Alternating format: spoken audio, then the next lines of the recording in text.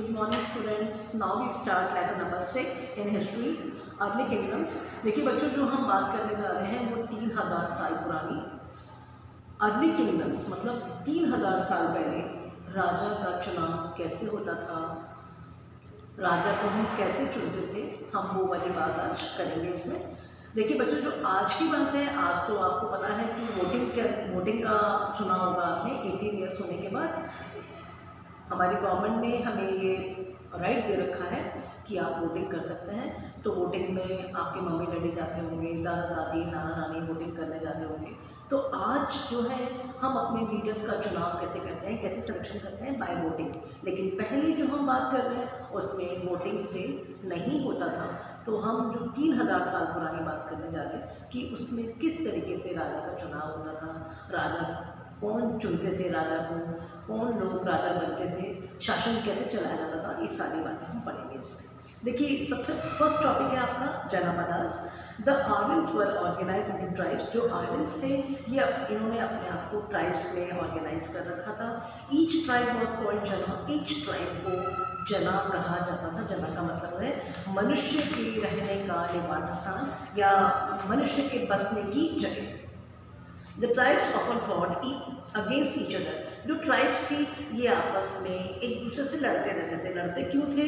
For expansion, अपने शासन को बढ़ाने के लिए, अपने राज्य को बढ़ाने के लिए राजाओं के बीच में युद्ध होता रहता था। These ट्राइब के इन क्लोज कॉन्टैक्ट। अभी जो ट्राइब्स थे ये आपस में क्लोज कॉन्टैक्ट में आए और उन्होंने लार्ज किंगडम इमर्ज और लार्ज किंगडम्स जो है बन गए। These kingdoms came to be called Janapadas. इनको जनपदा का नाम दिया गया।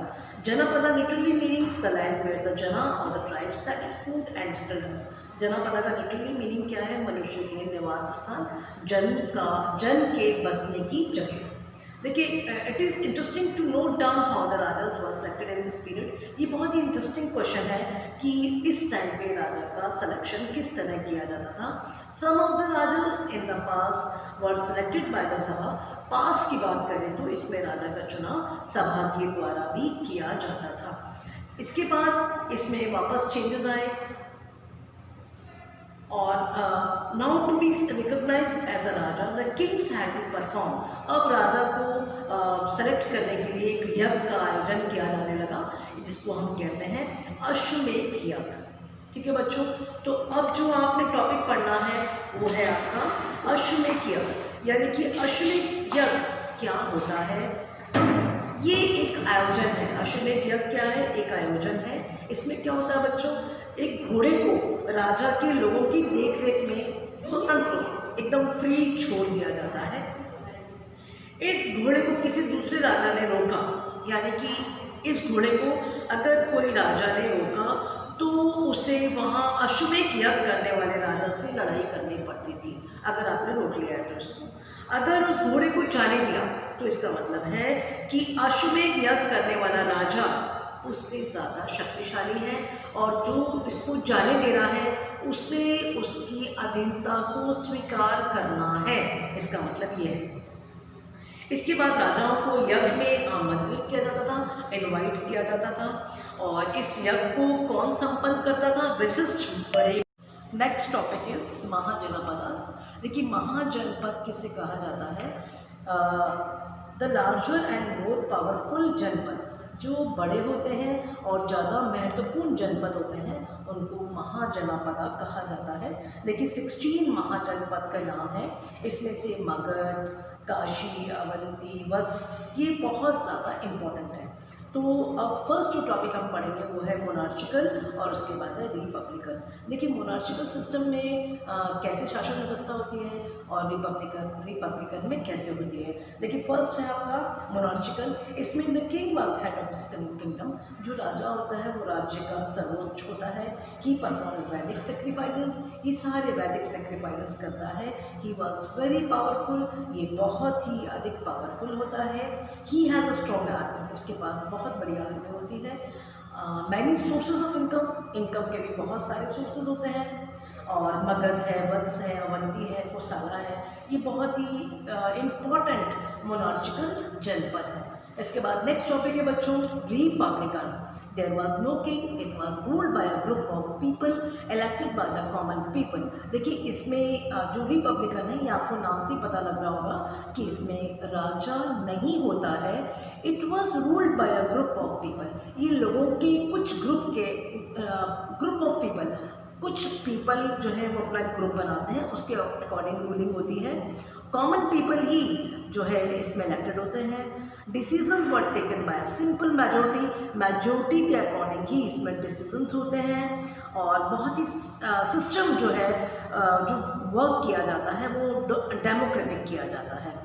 The Shakyas and the Licchavis were most important republic janapada. इसमें शाक्यास जो है ये मोस्ट इम्पॉर्टेंट रिपब्लिकन जनपद है। इसके बाद नेक्स्ट टॉपिक है आपका बच्चों पोजीशन ऑफ द किंग। राजा की पोजीशन क्या है। The king was the most powerful person in the kingdom. अब जो राजा है इसमें किंगडम में इसकी मोस्ट पावरफुल पर्सन है राजा। ही प्रोटेक्टेड हिज पीपल, वह अपने लोगों की रक्षा करता है। He stood at the guardian of the धर्म, वह एक गार्जियन के रूप में, एक माता पिता के रूप में खड़ा रहता है। जैसे बच्चों आपके माता पिता आपकी रक्षा करते हैं, आपके सब काम आपके मम्मी डैडी करते हैं, वैसे ही उस टाइम पे जो राजा था वो एक गार्जियन के रूप में खड़े रहते थे। He was assisted in this work by purohit, senani. और ये उस टाइम पे अपने उनके काम की मदद कौन करता था, पुरोहित और सेनानी राजा की मदद करते थे। The purohit acted as the chief priest and, देखिए किंग एडवाइज़र, जो पुरोहित था वो राजा का चीफ प्रिस्ट और किंग एडवाइज़र राजा के एक मंत्री के रूप में, मतलब सलाहकार के रूप में बहुत काम करते थे। कौन, पुरोहित। द सेनानी लुक्ड आफ्टर मिलिट्री मैटर्स, जो सेनानी था वो राजा के मिलिट्री मैटर्स को देखता था। They looked after the administration, judiciary, revenue collection, आपके रेवेन्यू कलेक्शन को, जुडिशरी को, एडमिनिस्ट्रेशन को भी पूरा देखना पड़ता था। The taxes collected by the king, देखिए राजा कैसे अर्निंग करेगा, कैसे वो टैक्सेस के द्वारा, जो टैक्सेस से पैसा आता है वो राजा के पास जमा होता है और उससे राजा अपने पूरे किंगडम में खर्च करता है। इसके बाद आपका जो टॉपिक आ रहा है बच्चों वो है मगध। मगध जो है एक, मगध मैंने क्या बताया था, महाजनपद है। अब आप मगध के बारे में पढ़ेंगे। Magadh emerge as one of the strongest and most powerful of Asian Indian kingdom. देखिए मगध जो है ये बहुत ही स्ट्रॉन्गेस्ट और पावरफुल इंडियन किंगडम था मगध। द किंगडम रोज और province in the mid 7th century to BC। Its capital, इसकी कैपिटल थी Pataliputra. Many factors were responsible for the success. देखिए बहुत सारे फैक्टर्स हैं कि मगध इतना सक्सेसफुल कैसे रहा, इसके पीछे बहुत सारे फैक्टर्स हैं। अब फैक्टर्स के बारे में पढ़ेंगे कि हम मगध को सबसे ज़्यादा शक्तिशाली क्यों मानते हैं, क्या रीज़न है कि आपने मगध को शक्तिशाली माना है। देखिए इसका फर्स्ट रीज़न है, it was situated in the Gangetic basin, the soil was fertile, yield rich harvest, therefore the land tax was high and provided a substantial income. देखिए जो मगध है ये गंगा के किनारे स्थित है, सॉइल बहुत फर्टाइल है, रिच हार्वेस्ट हो रहा है, अच्छा प्रोडक्शन हो रहा है, टैक्स भी बहुत ज़्यादा हाई आता है। Number 2, the forest of Magadh had an abundant supply of timber and elephants. देखिए जो मगध के जंगल हैं वहाँ पर आपको लकड़ी की मात्रा बहुत अच्छी मिलती है, प्लस हाथी वहाँ पर आपको अच्छी मात्रा में मिल जाते हैं। जो टिम्बर है, लकड़ी से आप क्या बनाते हैं, फोर्ट्स, किले बनाए जाते हैं, पैलेसेस बनाए जाते हैं, रथ बनाए जाते हैं। और जो आपके हाथी है वो पुलिंग लोड को खींचने में आपको हाथी की आवश्यकता पड़ती है। There were also useful for army. देखिए हाथी हमने आर्मी में भी यूज़ किया है तो ये बहुत इंपॉर्टेंट हो गया, बहुत यूज़फुल हो गया। उसके बाद आपको आयरन और बहुत अच्छी मिल रही है इसमें, जो कि वेपन्स को बनाने में काम आती है, प्लस एग्रीकल्चर टूल्स में आपकी यूज़ होती है। इसके बाद जो आपका मगध किंगडम है ये चारों तरफ से प्रोटेक्टेड है। आपकी जो कैपिटल है और ये भी इसकी कैपिटल जो है वो चारों तरफ से पहाड़ियों से घिरी हुई है। आज जो कैपिटल है इसकी पाटलिपुत्र, ये भी Ganga confluence of the Ganga, Gandak and Son, ये भी आपके गंगा के इन्फ्लुएंस में आ रही है। इसके बाद आपका आ गया the princess of Magadh also benefited from the rise of towns and use of coins on account of trade और कॉमर्स में भी मगध का एक अच्छा स्थान है। नेक्स्ट आपका इसमें